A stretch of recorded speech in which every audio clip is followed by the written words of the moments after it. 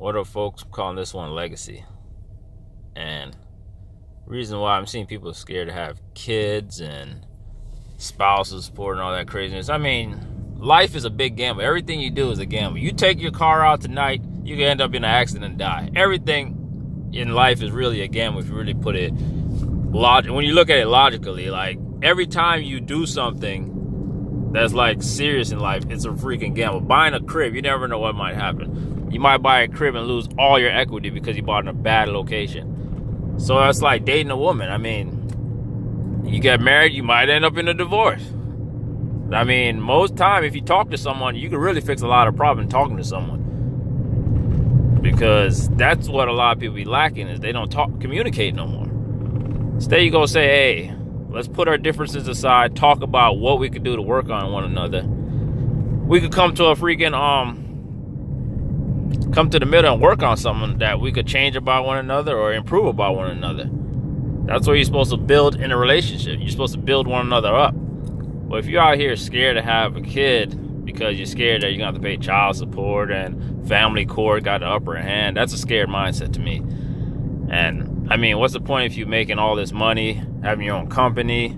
I mean, that kind of defeats the purpose, because, okay, once you die, everything that you started and did dies with you. Who's going to take that crap over? The government? You don't want that. Or your niece or nephew? They got a different last name, probably.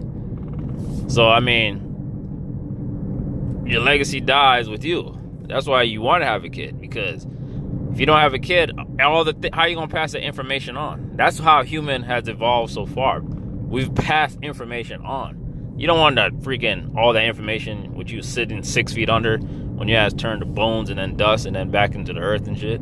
Or if you got cremated and get thrown into the ocean or whatnot. I mean, the purpose of having a legacy is to freaking keep your name living. You hustle for your last name. I had to take that one from Dame Dash. Like you said, you hustle for your last name, not your first name. When you hear about Rothschild, Rockefeller, J.P. Morgan, you know what them cats about. Those are tycoons. Those motherfuckers run the world. Those are some tycoons. You hear that last name, you already know what type of business you messing with when you talk to that person. So I don't see the point if you're not leaving a strong legacy. I think that's freaking stupid. But hey, that's just me. I just want to make that quick. Don't be scared to have a child, really. Don't be scared to have a child. And don't be scared to get married if you find the right one. Yeah, it's hard out here, but still. You're a man. You're supposed to lead. Lead that woman, and she will follow you. If you can't do that, you're a weak person.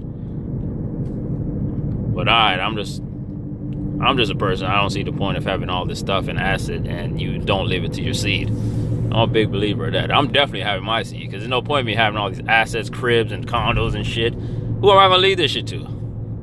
Nobody. That shit gonna die. When motherfuckers hear my last name, be like, man, that motherfucker was a mean motherfucker out here. That nigga did some shit like, damn, your old man, boy. You got a high expectation to live up to your old man. That's what I want to hear with talking. You don't want to be dead and shit, but guess what? They're going to let that motherfucker know your pops was a real one. But yeah, I just want to make that video. All right, peace. Keep pushing.